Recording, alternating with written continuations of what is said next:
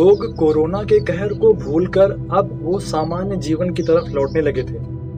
अब वो पहले की तरह पार्टियां करने लगे, बाहर घूमने जाने लगे और यहाँ तक कि चुनाव के लिए होने वाली रैलियों में भी बड़ी संख्या में पार्टिसिपेट करने लगे। अब लोगों को विश्वास होने लगा था कि अब कोरोना समाप्त हो गया है और ऐसे में अब वो इतना केयरलेस हो गए कि उन्होंने अपने सेफ्टी के लिए जरूरी प्रिकॉशंस लेना भी जरूरी नहीं समझा। ऐसे में कोरोना की सेकेंड वेव आना उनके लिए किसी आश्चर्य से कम नहीं है।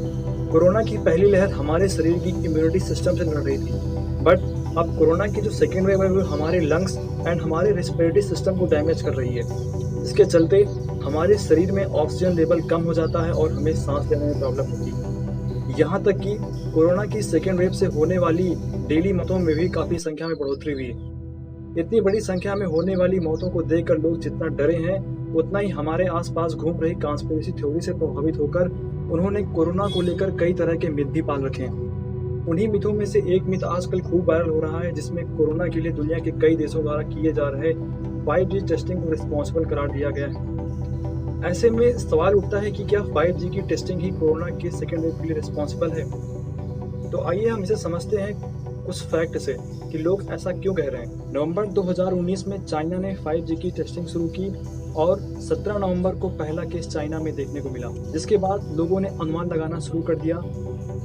इसी तरह से ब्रिटेन के बर्मिंघम में लोगों ने सोशल मीडिया पर उड़ी अफवाह को इतना सच मान लिया कि उन्होंने 5G की सुविधा प्रोवाइड कराने वाले टावरों में आग लगा दी और वहां बड़ी मात्रा में तोड़फोड़ कर डाली और इसके बाद वहां केबल बिछाने वाले कर्मचारियों को भी परेशान करना शुरू कर दिया, जिसके बाद ब्रिटेन गवर्नमेंट को यह ट्वीट करना पड़ा कि कोविड एंड 5G की टेस्टिंग का आपस में कोई रिलेशन नहीं है। इसी तरह दुनिया भर के अखबारों ने दिसंबर 2018 में एक खबर छापी, जिसमें बताया गया था कि नीदरलैंड के हेग में हो रही पक्षियों की मौत का कारण और कुछ नहीं बल्कि 5G की टेस्टिंग है।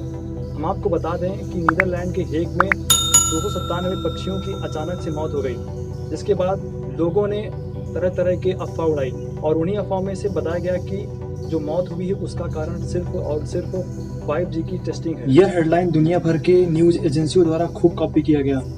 इंडिया में तो बाकायदा इसके ऊपर रोबो 2.0 नाम की एक मूवी तक बना दी गई। यहाँ आपको हम बता दें कि रेडिएशन दो तरह की होती है, एक गुड और दूसरी बैड। गुड यानी नॉन आयोनाइजिंग रेडियो वेव और दूसरी होती है बैड यानी आयोनाइजिंग रेडियो वेव। मोबाइल और मोबाइल टावरों से निकलने वाले रेडिएशन हानिकारक नहीं होते हैं, क्योंकि ये नॉन आयोनाइजिंग रेडियो वेव हैं। इनसे पशु पक्षियों और हम इंसानों को कोई खतरा नहीं है। और आप इसके बारे में क्या सोचते हैं, हमें कमेंट करके जरूर बताइएगा। और अब जब बात मिथों की चल ही रही है तो हम आपको बता दें कि ऐसे ही अफवाहों को फैलने से रोकने के लिए सरकार की तरफ से PIV फैक्ट चेक नाम की एक साइट डेवलप की गई है। इस पर आपको किसी भी न्यूज़ के फेक या रियल होने की इन्फॉर्मेशन मिलती है, इसकी लिंक डिस्क्रिप्शन में है और इन्हें आप व्हाट्सएप भी कर सकते हैं दिए गए नंबर पर। और हाँ, अफवाहों से बचिए, उन्हें फैलने से रोकिए और घर पर रहें, सुरक्षित रहें। ऐसे ही इंटरेस्टिंग फैक्ट को देखने के लिए आप हमारे चैनल ज्ञान दृष्टि को सब्सक्राइब करिए।